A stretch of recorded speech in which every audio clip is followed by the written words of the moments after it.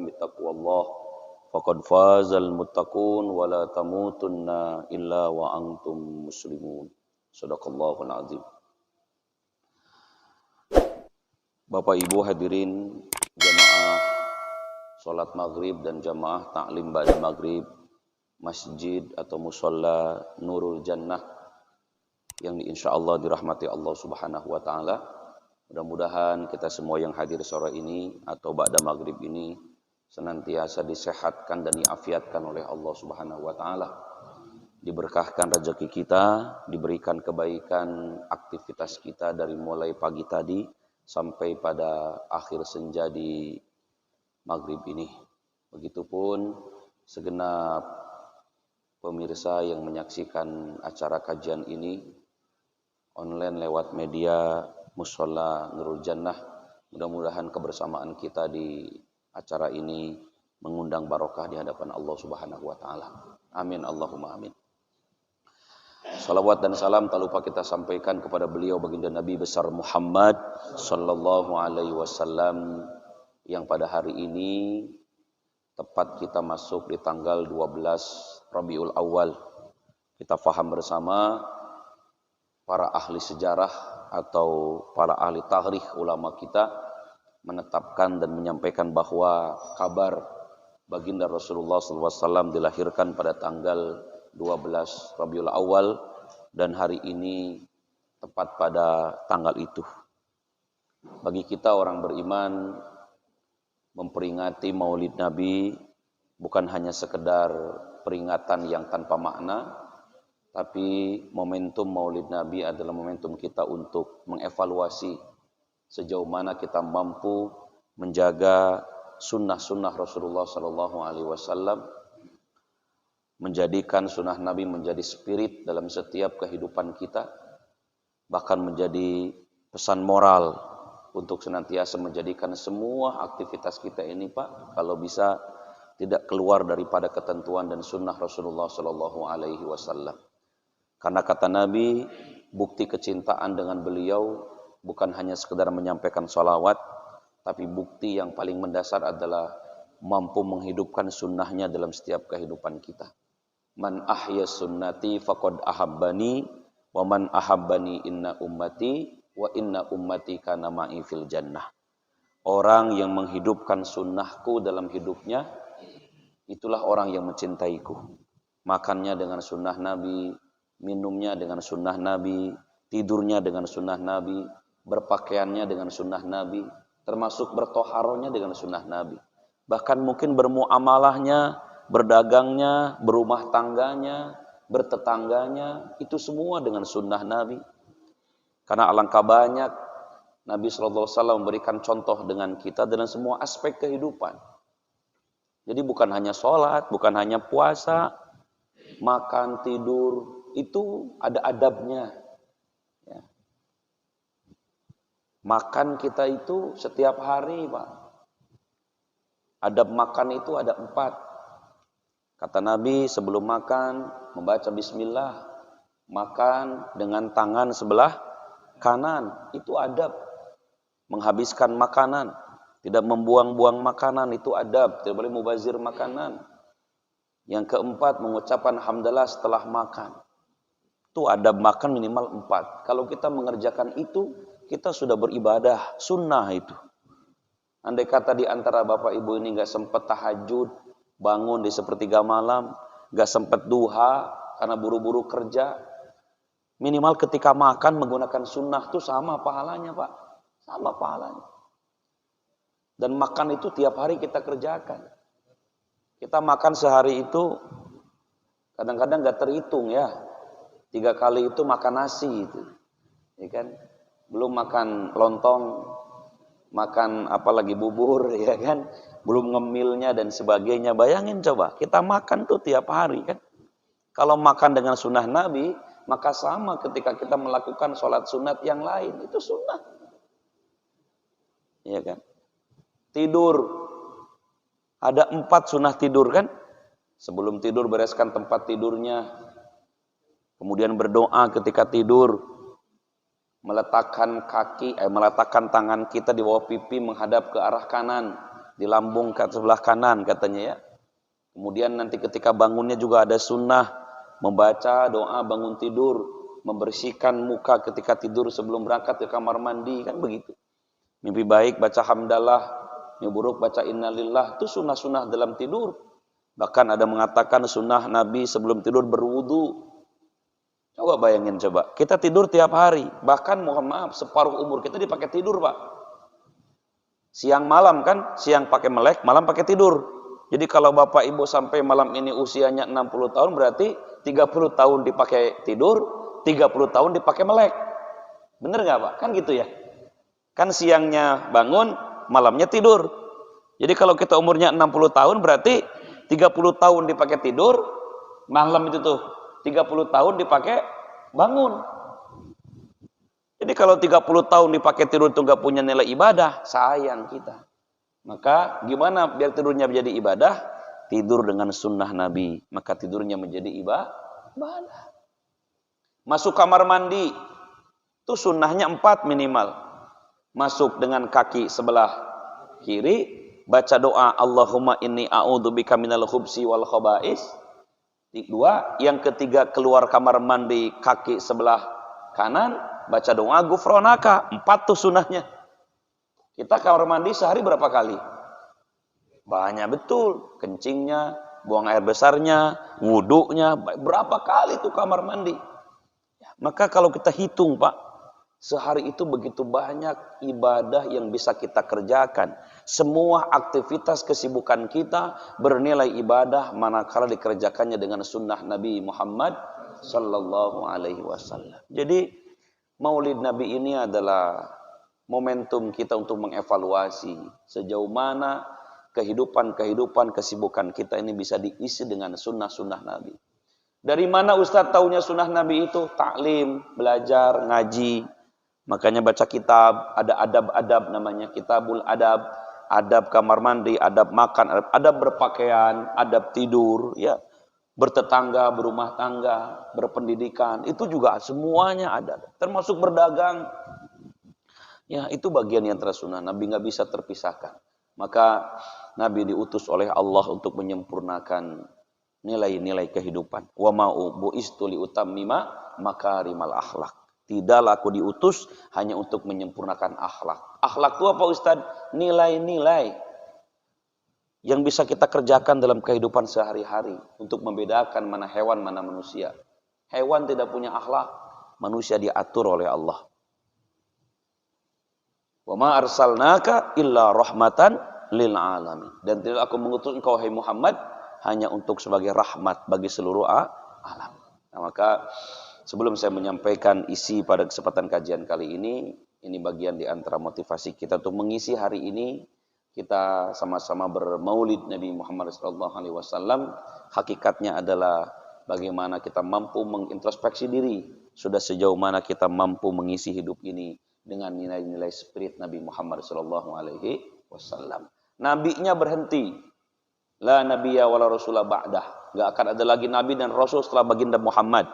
Baginda Muhammad itu adalah nabi terakhir, rasul terakhir. Wa ma kana Muhammadun aba ahadim min rijalikum walakin Rasulullah wa khataman nabiyyin. Muhammad itu bukan bapak salah seorang di antara kalian, tapi dia adalah rasul dan penutupnya para nabi. Jadi nggak akan ada lagi nabi, Pak. Kalau ada orang ngaku nabi itu dusta, itu bohong. Nggak akan ada lagi nabi dan rasul. Nabi Muhammad itu adalah nabi terakhir.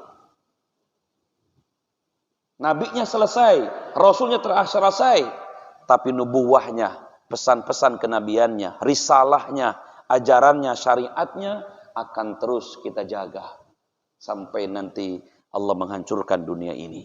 Maka Nabi Muhammad cuma 63 tahun usianya, tapi message-nya, pesannya, kerasulannya, risalahnya akan terus kita pakai dalam kehidupan kita.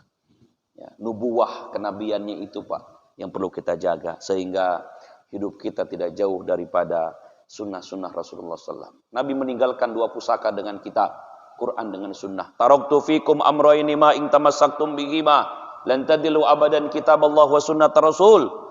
Hai umatku, hambaku, kalau engkau kangen denganku, rindu denganku, engkau tidak pernah berjumpa denganku, aku tinggalkan 2 pusaka kepada kalian. Aku tinggalkan 2 perkara kepada kalian. yang jikalau kalian tidak meninggalkan dua perkara ini, tidak akan sesat selama-lamanya. Apa dua itu? Kitab Allah wa sunnat Rasul. Al-Quran dan hadis Rasulullah Sallallahu Alaihi Wasallam. Maka pesan yang kedua, mari kita semua sama-sama biar kita bisa mendapatkan pencerahan dari sunnah Nabi. Itulah dua sumbernya, Quran dan hadis. Maka luangkan waktu untuk belajar, duduk di majelis ilmu, mengkaji Al-Quran, mengkaji hadis Rasulullah SAW. Karena ini adalah sumber ajaran yang dibawa oleh Nabi Muhammad SAW. Dan alhamdulillah di musola kita yang kita cintai ini, kajian demi kajian kita gelar guna untuk mendekat dan membaca tentang dan mempelajari tentang sunnah-sunnah Rasulullah SAW. Allahumma salli wa sallim wa barik ala Sayyidina Muhammad. Hidup dengan sunnah akan lebih bermakna. Allah jamin dua hal dengan kita kalau hidup dengan sunnah. Satu, falanuhyiyannahu hayatan thayyibah. Yang kedua, walanaziyannahum azrahum bi ahsani ma kanu ya'malun. Orang hidupnya dengan sunnah, Allah akan menggantikan kehidupannya lebih baik daripada kehidupan sebelumnya. Yang kedua, Allah akan menjadikan pahala menanti di akhirat nanti bagi orang yang hidupnya dengan sunnah. Jadi orang beriman itu Pak, setelah mati bukan berarti selesai. Justru kehidupan yang sebenarnya adalah kehidupan pasca kematian. Kita akan mendulang, memetik kebaikan dari apa yang kita kerjakan di muka bumi ini. Salat 5 waktu berjamaah ini sunnah Nabi. Allah siapkan pahala di akhirat nanti. Duduk di majelis ilmu ini sunnah Nabi. Allah berikan pahala di akhirat nanti. Baca Quran, silaturahim ini sunnah Nabi. Sedekah itu sunnah Nabi. Kita akan diberikan pahala oleh Allah di akhirat nanti bagi orang beriman. Orang beriman ketika berbuat baik, dunianya Allah balas, akhirat pun dia menanti dengan pahala terbaik di akhirat nanti. Maka Allah punya sifat atau nama Rahman Rahim. Rahman diberikan kepada semua makhluk. Beriman gak beriman, Allah berikan Rahman. Selama dia baik di muka bumi ini, Allah berikan Rahman. Allah janjikan rezeki kepada semua makhluk tanpa terkecuali. Tapi Rahim itu hanya diberikan kepada mereka orang yang beriman di akhirat nanti. Maka kita beruntung sekali orang beriman ini. Dua, mendapatkan kemuliaannya. Dunia Allah balas, di akhirat juga Allah berikan balasan dengan kita. Mudah-mudahan kita semua senantiasa menghidupkan sunnah Nabi dalam setiap kehidupan kita. Amin. Allahumma amin. Baik, pada kesempatan maghrib kali ini kita lanjutkan kajian kita. Saya masih membahas tentang dosa besar ya Pak. Dosa besar yang sudah kita bahas kemarin tentang asyirku billah. Bahayanya dosa yang paling besar di antara dosa besar adalah syirik dengan Allah. Menyekutukan Allah, menduakan Allah, tidak percaya dengan Allah, setengah-setengah dengan Allahnya. Satu sisi iman sama Allah, tapi masih gelisah dalam hidupnya, masih nggak percaya dengan Allah, masih bersumber atau bersandar dengan makhluk lain, apalagi sampai percaya dengan kekuatan-kekuatan di luar selain Allah. Itu hati-hati betul, hati-hati. Termasuk dalam hal ibadah. Ya kan? Ketika beribadah kerjakanlah karena Allah, bukan karena pengen sesuatu, bukan. Tapi kita ibadah tuh karena Allah. Salat tuh karena Allah, bukan karena pengen rezeki. Nanti kalau Bapak Ibu salat tiba-tiba rezekinya seret, nanti enggak salat lagi. Karena salatnya pengen rezeki. Bersedekah, berinfak, kalau niatnya pengen dibalikin sama Allah, khawatir nanti sudah sedekah banyak-banyak tiba-tiba enggak diganti sama Allah, berhenti pula sedekahnya. Jadi bukan itu, semua ibadah itu kita kerjakan karena Allah. Kalau kemudian nanti setelah sedekah Allah balas dengan berbagai macam kelipatan, itu namanya efek, itu namanya manfaat Pak. Tapi semua ibadah kita harus dikerjakan karena Allah. Ya. Ini tauhid ini kecil ini, sepele ini, tapi kadang-kadang kita sering terjebak dengan iblis dalam mengerjakan amalan-amalan kita. Maka kita coba murnikan inna sholati wa nusuki wa mahyaya wa mamati lillahi rabbil alamin. Salatku, tidurku, hidupku, matiku, semua aktivitasku hanya untuk Allah Subhanahu wa taala. Kemarin kita telah bahas ada syirik yang paling besar, yakni menduakan Allah dalam setiap penyembahan kita. Syirik itu bukan gak iman sama Allah, iman sama Allah tapi masih percaya dengan makhluk yang lain. Nah, sekarang kita akan bahas syirik yang kedua. An-naw'u tsani minasyirki, macam yang kedua dari syirik adalah ar-riya'u bil a'mal, yakni riya dalam berbuat sesuatu. Riya itu pengen dilihat, pengen didengar, pengen dipuji gitu ya. Melakukan amalannya perintah Allah, tapi ketika mengerjakannya bukan karena Allah, itu syirik juga Pak.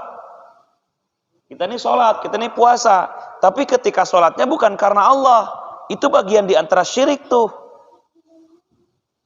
Saya ini kalau nggak sholat nggak enak sama tetangga, kalau nggak ke masjid nggak enak sama Pak Ustadz, gitu lah. Itu bahaya sekali itu.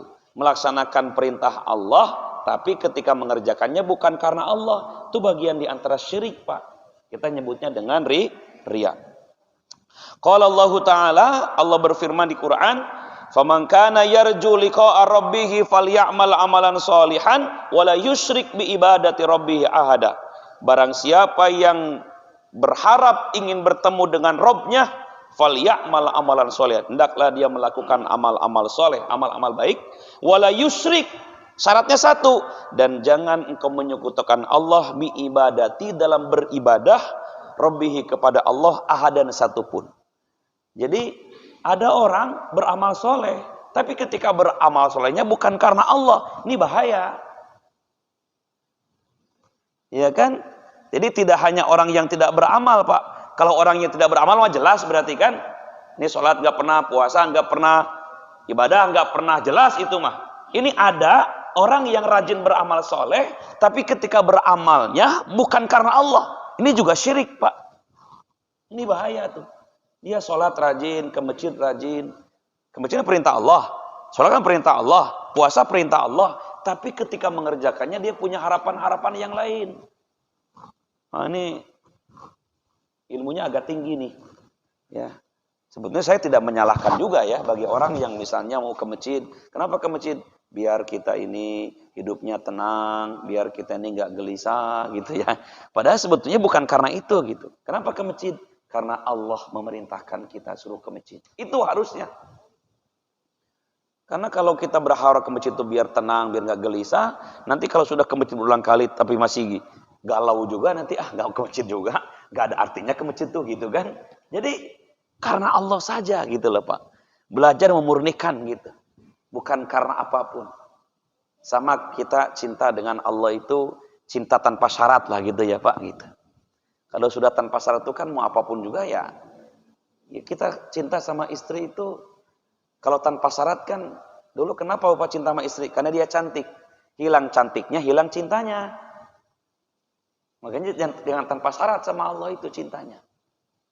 Kenapa cinta sama Allah? Ya, biar ketika kasih rezeki, nanti kalau Allah nyetop rezeki, jadi gak cinta lagi dong sama Allah. Nah jangan gitu. Jadi ibadah itu begitu tuh. Jadi bukan syarat ibadah itu. Memang kecintaan kita dengan Allah.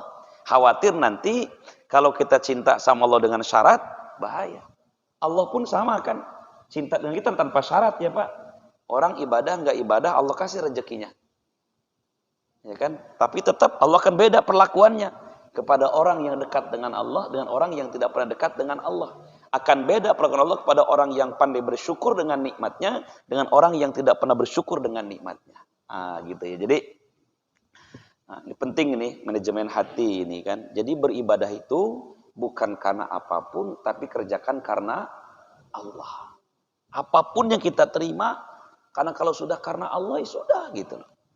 Sekalipun kita tidak mendapatkan apa yang dijanjikan dalam pahala-pahala itu Pak, ya sudah karena Allah. Saya ini ibadah bukan karena pengen surga, karena Allah. Saya ini meninggalkan maksiat bukan takut dengan neraka, tapi karena Allah. Kan begitu. Dalam tulisan-tulisannya Abu Nawas itu kan, ada namanya Al-I'tiraf itu kan. Wahai Allah, aku tidak pantas masuk surga, dan aku pun tidak kuat masuk neraka. Kalau aku ingin ibadah pengen surga, jauhkan surgamu dariku. Dan kalau aku ini berbuat dosa karena takut neraka, dekatkan nerakamu denganku. Tapi aku ini ibadah karenamu, meninggalkan dosa pun karenamu. Karena kalau Allah sudah berkehendak, bisa saja surga tidak lebih nikmat dan bisa saja neraka itu lebih nikmat kalau Allah berkehendak. Itu hanya efek saja, Pak. Surga dengan neraka itu. Semuanya karena Allah Subhanahu wa taala. Jadi salah dong Ustadz kalau ada orang beribadah karena surga. Tidak separuhnya salah, Pak. Boleh jadi mungkin jadi motivasi saja. Karena Allah pun menjanjikan di Quran begitu kan? Wa basyiril ladzina amanu wa 'amilus solihati anna lahum jannatin tajri min tahtihal anhar. Beritakan kabar gembira, dikasih iming-iming sama Allah nih. Barang siapa yang beriman dan beramal saleh, sesungguhnya aku siapkan surga baginya. Gitulah. Ya. Jadi nggak salah kalau kemudian kita pun ibadah, pengen masuk surga, boleh. Tapi tetap yang paling dalam adalah kita melakukannya karena Allah. Gitu, Pak. Bisa dipahami, Pak, ya? Gitu. Jadi tidak sepenuhnya gitu loh. Jangan mengatakan, "Oi, musyrik kalau ibadah karena surga." Bukan. Tetap ibadahnya kepada Allah. Cuman memang Allah janjikan berikan iming-iming sama Allah. Barang siapa yang sholat 2 rakaat sebelum subuh, Allah berikan pahala sebagaimana dunia dengan segala isinya. Boleh? Boleh. Barang siapa yang tidak pernah meninggalkan 12 rakaat dalam sholatnya, qobliyah dan ba'diyah, Allah janjikan dibuatkan rumah di surga. Boleh? Boleh. Barang siapa yang bangun masjid di muka bumi ini, maka Allah bangun istana di surga. Boleh itu? Boleh, silakan. Tapi semuanya tetap kerangkanya adalah dikelakukan karena Allah. Kenapa Allah akan berikan janji-janji? Biar kita termotivasi untuk melakukan amalan itu. Begitulah, Pak. Ya, boleh jadi Allah berikan lebih daripada itu. Ya kan, tidak hanya Allah buatkan istana di surga, tidak hanya Allah berikan pahala, bisa jadi Allah berikan dari itu. Nah, maka secara umum kita kembalikan beribadah itu hanya karena Allah. Hati-hati dengan perbuatan riya, karena riya itu adalah bagian di antara syirik kepada Allah Subhanahu wa taala.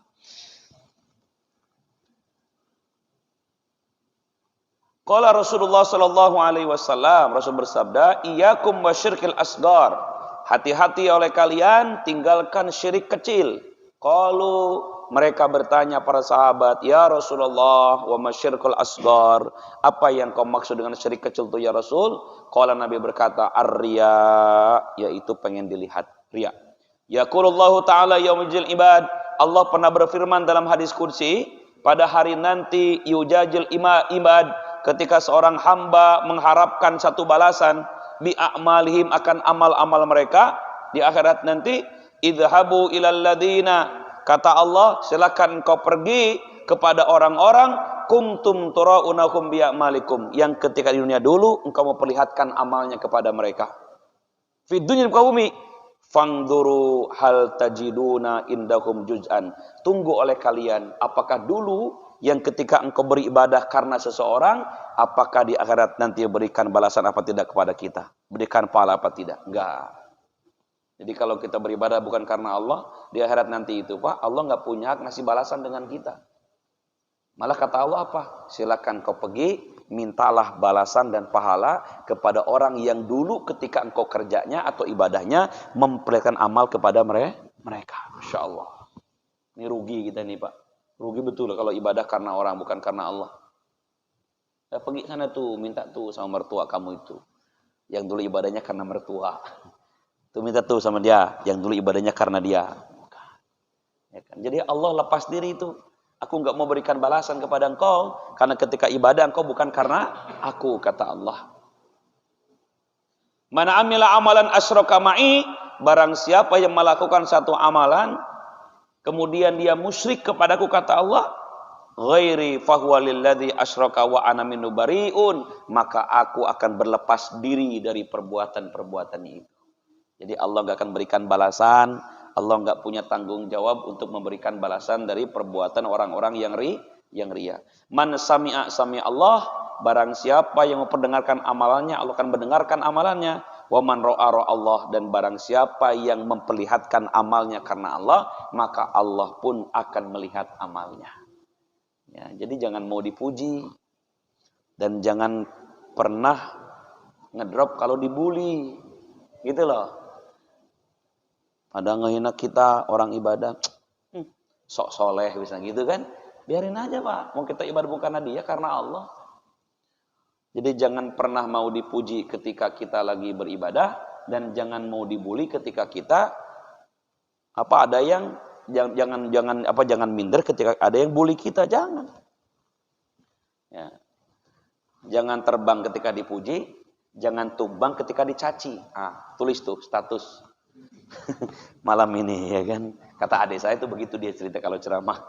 Ustaz Hilman tuh kalau ceramah begitu kata dia, ya kan. Jangan terbang kalau dipuji, jangan tumbang ketika dicaci. Kita mah hidung gede ketika dipuji, iya kan, langsung ngedrop ketika dicaci orang. Udahlah, malas kalau begitu. Gitu. Jadi jangan kita nih tumbang ketika dibully orang, dan jangan hidung besar ketika dipuji. Busung dada apalagi, gua gitu, nggak boleh gitu ya. Gitu. Sudah, mau ada muji, nggak ada yang muji, kita ibadah nih karena Allah.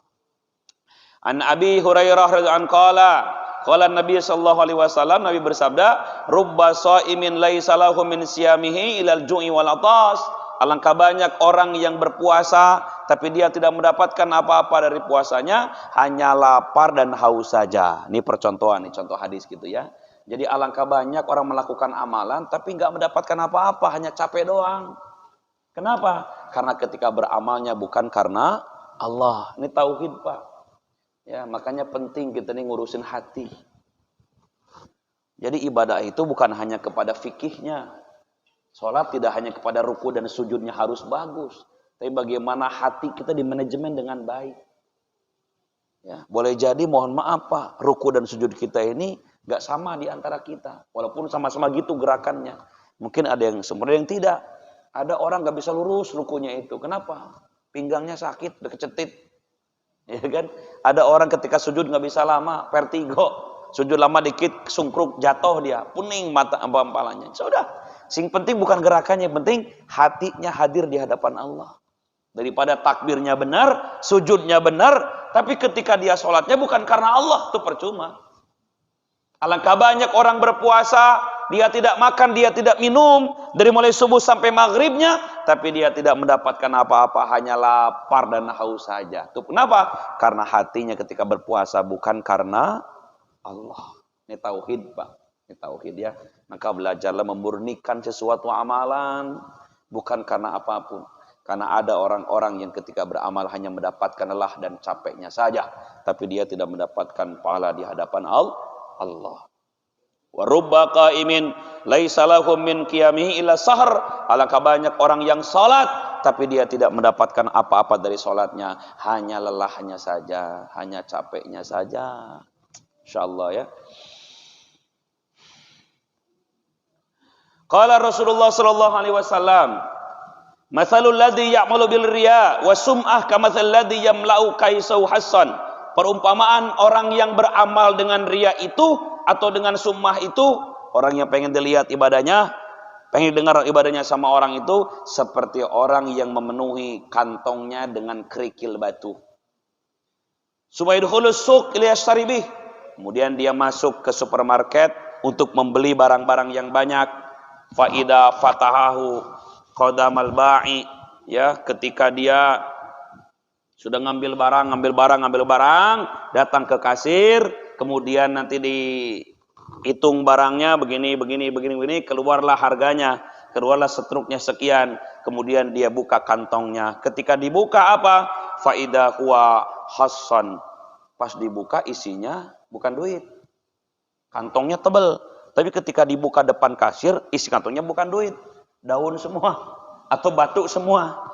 Gimana kira-kira? Wa daraba biwajah. Mungkin kata yang kasir itu, apa pula dompetnya tebal tapi isinya daun, isinya kertas, enggak ada duitnya, percuma. Wala manfaata lahu fi kaisi, enggak ada manfaatnya sekalipun dompetnya tebal. Sawiyan maqalatin nas lahu ma amala kaisu, boleh jadi hanya mendapatkan pujian saja. Dompetnya tebal ya. Ternyata dia enggak tahu isinya adalah daun, isinya adalah kerikil atau batu, percuma. Wala yu'ti bihi syai'an fakadzalikal ladzi ya'malu lirriya wa sum'ah. Maka begitulah perumpamaan orang yang ria dan sum'ah. falaisa lahu min amali sawiyan maqalatin nas, maka dia tidak mendapatkan apa-apa dari amalnya, hanya omongan manusia saja. Wih, rajin ibadahnya. Wih, hebat sholatnya. Cuma dapat itu doang, Pak, tapi kosong depan Allah. Itu balasan orang yang ria itu. Percuma, capek doang kita. Sama dengan orang yang belanja bawa dompet tebal tapi isinya daun gitu ya. Isinya kertas. Duitnya nggak ada. Itu sama, orang rajin ibadah, tapi ketika ibadah bukan karena Allah, maka ibadahnya nggak ada manfaat baginya. Ngapain gitu kan? Wala sawabalahu fil akhirah. Bahkan dia pun tidak mendapatkan pahala dan balasan di akhirat nanti. Cuma dapat pujian doang. Ya. Maka jangan senang sama pujian orang itu, Pak. Jangan senang sama pujian orang itu. Ya kan? Kalau dipuji sama orang, ya selesai, paling dipuji itu. Gak punya apa-apa. Makanya di sunnah kata Nabi, kalau ada orang muji, ngucapin apa? Alhamdulillah. Wih, Bapak ini luar biasa sedekahnya. Alhamdulillah. Segala puji hanya milik. Wih, Bapak ini ganteng betul, kata dia. Soleh betul, alhamdulillah. Wih, Bapak ini luar biasa. Karpet dari dia semua. Apa dia? Gua gitu loh. Gitu. Itu malah gak bagus itu, ya kan? Nah, itu hati-hati itu. Jangan busung dada kita. Ya kan, semuanya harus alhamdulillah. Ini sepele, Pak, tapi ini berpengaruh dengan ibadah. Qala Allah Ta'ala, sampai Allah berfirman di Quran, wa qadimna ila ma 'amilu min 'amalin faja'alnahu haba'an mansura. Ketika nanti hamba-hambaku akan dihadapkan dengan amal-amal mereka, 63 tahun umur dia, ini sholatnya, nih puasanya, nih zakatnya, nih infaknya, nih amal-amal sunnah yang lainnya. Ketika dihadapkan semua amal dia terbentang, seluruh amalnya, faja'alnahu haba'an mansura. Ternyata bagaikan debu yang berterbangan, tidak punya arti. Sholatnya kosong, puasanya kosong, padahal selama hidupnya nggak pernah ninggalin sholat, nggak pernah ninggalin yang lainnya. Tapi di hadapan Allah nanti kok amalnya bagaikan debu yang berterbang. Itu adalah apa? Perumpamaan, yakni al-a'malul lati amaluha li ghairi wajhillah, karena ketika beramalnya bukan karena Allah. Bahaya ya, Pak ya. Orang yang enggak ikhlas itu bahaya sekali itu. Jadi benalu orang enggak ikhlas itu, Pak. Hancur habis semua, insyaallah ya. Jadi gimana Ustaz biar kita ikhlas? Nah, biar kita ikhlas itu adalah lakukan apa adanya dalam ibadah itu. Sing penting karena Allah itu penting. Belajar riyadhah. Makanya ujian-ujian itu, Pak, musibah itu bagian di antara cara Allah biar kita ikhlas. Iya. Ada orang tuh soleh betul, Pak, tapi diuji sama Allah dengan susah. Itu apa? Allah nguji biar kita ikhlas. Karena setiap susah dan senang itu bagian di antara pemberian dari Allah. Biar kita bisa terima qada dan qadar. Ketika senang kita terima, ketika susah juga terima. Itu adalah ujian agar Allah bisa membimbing kita menjadi orang yang ikhlas di hadapan Allah Subhanahu wa taala. Abtalna sawabuha wa ja'alnaha kal haba'il mansur, maka akan habislah pahala mereka bagaikan haba'an mansur, debu-debu yang berterbangan. Seperti orang kalau di jendela, dibuka jendelanya, kelihatan ada matahari, ada debu yang terbang. Itu perumpamaan orang yang dalam berbuatnya tidak ikhlas kepada Allah Subhanahu wa ta'ala. Wa sa'ala rajulun, Rasulullah sallallahu alaihi wasallam, ada seorang sahabat kemudian nanya sama Nabi, "Man najah?" Kalau gitu apa kuncinya ya Nabi? Faqala, Rasul berkata, "An la tukhadi'ullah." Janganlah engkau menipu Allah. Qala, nanya lagi sahabat, "Wa kaifa yukhadi'ullah?" Bagaimana yang dimaksud menipu Allah itu? Qala, Nabi berkata, anta mala amalan amarakallah wa rasuluh wa turidu bihi ghaira wajhillah. Engkau melakukan amalan yang diperintahkan Allah dan Rasulnya, tapi ketika mengerjakannya bukan karena Allah. Itu sama dengan menipu Allah. Wattaqir riya fa innahu syirkul asghar. Maka takutlah engkau dengan riya, karena riya itu adalah syirik yang kecil di hadapan Allah. Wa su'ila badul kama, terakhir. Wasu'ila Abdul Hukama, sebagian ahli hakim, orang-orang yang bijak berkata, minal mukhlisin. Lantas siapa orang yang ikhlas itu ya Nabi? Siapa orang ikhlas itu? Faqala, dia menjawab, al-mukhlisul ladzi yaktumu hasanatih kama yaktumu sayyiatih. Orang ikhlas itu adalah orang yang bisa menyembunyikan kebaikannya sebagaimana dia menyembunyikan keburukannya. Bisa nggak kita begitu tuh Pak? Nyembunyiin kebaikan sebagaimana kita nyembunyiin keburukan. Biasanya kita mah dibalik ya Pak. Yang buruk kita sembunyiin, yang baik-baik kita buka. Nah gitu. Orang ikhlas itu enggak. Yang baik disembunyiin sebagaimana kalau kita punya keburukan ditutup rapat-rapat. Jangan sampai tetangga tahu. Wah itu orang ikhlas tuh. Bahkan an la tuhibbu muhammadatin nas. Engkau tidak suka dengan pujian orang lain. Ya kan, enggak suka dipuji-puji kita ini. Walaupun semua manusia itu senang dengan pujian. Biasanya kalau dipuji-puji Pak, tambah semangat kita kan. Bapak ini. Bapak ini hebat. Makin kencang dia, makin jadi dia gitu-gitu itu kan gitu. Jangan senang nih gitu-gitu itu. Jadi kalau masih senang dipuji orang berarti kita belum ikhlas tuh. Ya kan? Makanya dibully itu biasa, dicaci maki itu biasa. Ya kan? Jangan sampai dipuji senang, dicaci maki malah minder. Ya. Maka saya mau tanya Pak, yang paling baik itu pujian apa cacian? Bapak mending mana? Mending pujian, mending cacian Bapak? Bapak mau dicaci tiap hari? Serius jawab. Mending pujian, mending cacian? Kalau cacian, kalau gitu Bapak mau dibully tiap hari? Iya kan? Sebenarnya adalah mau pujian maupun cacian itu sama saja. Kenapa? Karena itu semua adalah penilaian orang lain. Ya Pak ya? Mau dipuji, mau dicaci sama saja. Karena itu adalah penilaian orang lain. Makanya jangan sering terjebak dengan cacian dan pujian orang. Semuanya itu adalah penilaian orang lain. Jangan pernah ngukur kemampuan kita bukan orang lain. Jangan mau ngukur kaki kita dengan sepatu orang lain. Karena belum tentu pas dengan kita. Ya, itu saya bilang, dipuji jangan terbang, dicaci jangan tumbang. Belajar itu. Ibadah juga sama gitu ya.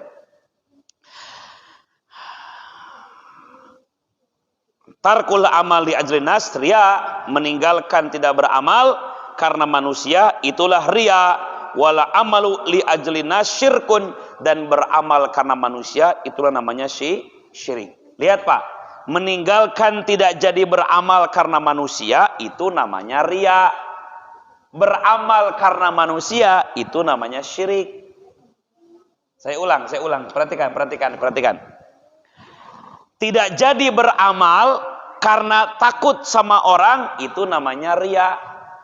Makanya ada orang kan, kenapa enggak sedekah? Enggak lah, saya takut riya. Itu riya berarti. Kenapa enggak ke masjid? Sholat mah di rumah aja. Kalau saya ke masjid takut kata orang riya. Sholat ke masjid takut riya kelihatan sama orang. Itu berarti riya. Jadi riya itu adalah engkau tidak jadi beramal karena takut riya kata orang lain. Itulah riya. Tapi kalau mengerjakan amal karena orang itu bukan riya tapi syirik. Berarti mengerjakannya bukan karena Allah tapi karena orang. Itu namanya syirik. Wal ikhlas ayyu'afikallahu minha. Yang disebut dengan ikhlas itu adalah Allah menyelamatkan engkau dari keduanya. Tuh. Jadi gimana? Berbuatlah beramal dan silakan atur hatinya, bersihkan hati. Jangan enggak jadi beramal karena takut riya, dan jangan pula beramal karena kita ini pengen bukan karena Allah atau karena orang. Harus ikhlas. Gimana caranya? Beramal jalankan dan manajemen atur hati kita agar ikhlas di hadapan Allah Subhanahu wa taala.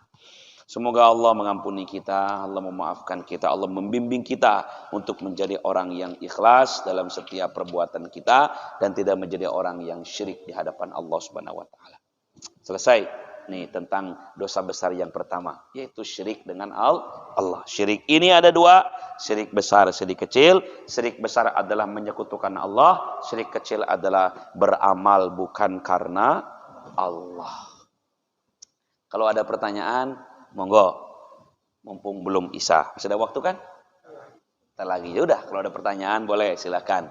Tentang dosa pertama, syirik dengan Allah Subhanahu wa taala yang dari kemarin, monggo. Kalau ada yang mau ditanya-tanyakan tentang hal-hal berkenaan dengan masalah syirik dengan Allah. Silakan Pak, kalau ada yang mau tanya. Ya. Waalaikumsalam warahmatullahi wabarakatuh.